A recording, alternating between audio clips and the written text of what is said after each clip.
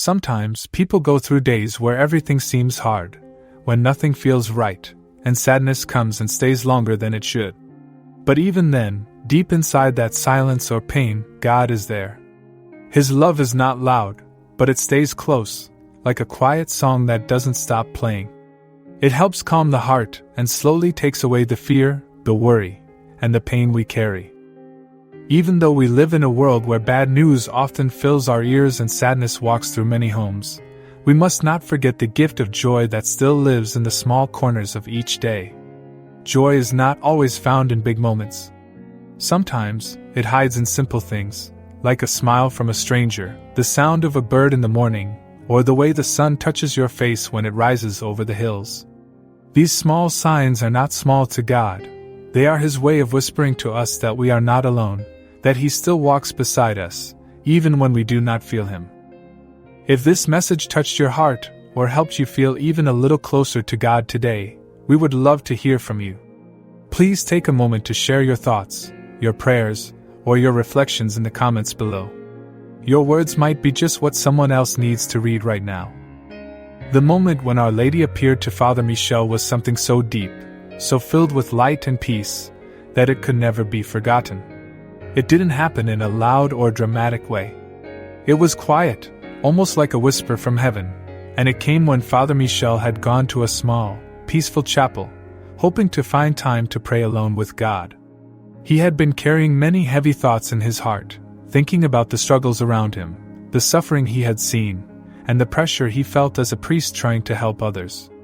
His heart was full of questions, and he was looking for strength, not just strength to keep going, but the kind that only comes when God Himself gives it to you. He knelt in prayer, quietly, humbly, asking with all his heart for help, and as he did, something began to shift. The air around him grew still, warmer somehow, softer, and more peaceful than anything from this world. It wasn't something he could explain with words. It felt like a blanket of light had wrapped around him, not just on the outside, but deep within his heart, too. That peace reached into the deepest parts of his soul, where all his worry lived, and it gently pushed away the fear. Then something even more beautiful happened. A light appeared, not harsh, not blinding, but gentle and warm, like the soft glow of morning sunlight coming through a window. It filled the chapel slowly, reaching every corner of the small space, and everything inside the room seemed to stop. And in that light, Our Lady appeared. She stood there with grace and love, her presence so peaceful that it made the whole room feel like heaven had touched the earth. Her eyes were full of compassion and understanding, as though she knew everything about Father Michel, his thoughts, his fears, and all the burdens he was carrying, but still, she looked at him with a kindness that gave him comfort. It wasn't just a vision, it was something that touched his whole being. Time seemed to pause, and the only thing that mattered in that moment was the love she brought with her. She didn't speak right away. She let the peace of her presence wash over him. And then, when she did speak, her voice wasn't loud or commanding, it was soft, gentle, like a song you hear in your heart. Her words were serious, filled with meaning, and they stayed with him not just as a memory, but as something he felt God had asked him to carry. Her message wasn't only for him, but for all of her children across the world. She spoke with a love that was deep and tender, but also with great concern. She said many people in the world have forgotten her Son, Jesus. They no longer worship Him, and some even deny Him. Her heart was broken for these souls, and she asked for prayers, not just for ourselves, but especially for those who try to pull others away from God. Many of them don't even know how lost they are. They follow paths of darkness, get involved in evil things, and slowly move far from the truth. Her voice pleaded with love, asking us to pray the rosary, to bring light back to those who walk in shadows, before it's too late. She explained that today's world is full of confusion and trouble, and people no longer know what is true or holy. That is why she has appeared in special places across the world, where people can feel her presence and hear her messages. These places are like bright candles in the darkness, where people can find peace and hear what God wants to say to them through her. But she also spoke about something very troubling. She said there are dark groups, hidden from the public, working in secret against both the church and the world. These people are not only in high places of government and power but also within the church itself. They pretend to serve the people, but their goal is to destroy what is good and holy. This evil has grown stronger because many people have chosen to follow money, power, and selfish desires, even making secret deals with the devil through rituals and lies. Then Our Lady gave a powerful warning.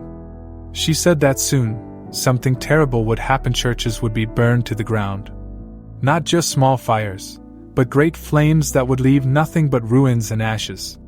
These sacred places where people had prayed for generations would be destroyed, and the pain of it would be deep and hard to bear. She mentioned that this would happen in many countries, including Canada, Italy, England, and America. These events would shake people to their core. Many would cry, not just because buildings were gone, but because they would feel like their place of comfort and connection to God had been taken from them.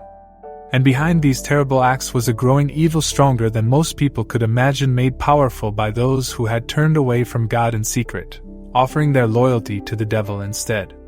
Even some leaders in the church and government had been pulled into this darkness, and it was becoming harder for people to see the truth clearly. But even in the middle of all this pain and fear, Our Lady brought hope. She said there would be a sign from heaven.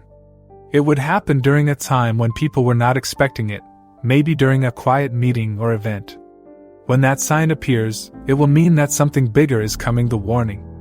This will be a moment for the whole world to stop and look into their own hearts, to see the truth of their lives, and to decide whether they will follow God or turn away from Him. She called everyone to stay close to her heart, to be strong in faith, and to share this message with others. She said we must become messengers of hope and truth, helping others understand that this is not just a dream or story. This is real, and we must take it seriously. She gave her blessing to those who listen and reminded everyone that whenever they feel afraid, they can turn to her. Her love, her prayers, and her help will always be there for those who pray and trust in God. One of the most important things she talked about was the Holy Eucharist. She said that in today's world, people have forgotten the deep meaning and power of this holy sacrament. Many receive it without understanding, and the Church has lost some of the reverence it once had. But she said this would be restored not by leaders, but by the faithful. The people who quietly come to church every week, who believe with all their hearts, who love Jesus and live their faith. These people will be the ones to bring the Church back to life. The future of the Church will grow from their prayers, their sacrifices, and their deep love for God. Through them, healing and holiness will return, and the light of faith will shine again. Through all these words, Our Lady didn't just give warnings, she gave comfort. She reminded us that even in the darkest times, her love is strong and her protection is sure. She told us not to be afraid, but to pray more, love more, and stay close to her and Jesus. She promised that she will guide us, and that if we stay faithful, we will not walk alone. In her message, there was both truth and tenderness, both sorrow and great hope. She came like a mother, speaking to her children, holding out her hands to lead us home. And Father Michel, after seeing and hearing all of this, knew that his life had changed. He left that chapel not just with a memory, but with a mission. He understood that he had been given something sacred to carry a light to share in a world that needs it more than ever.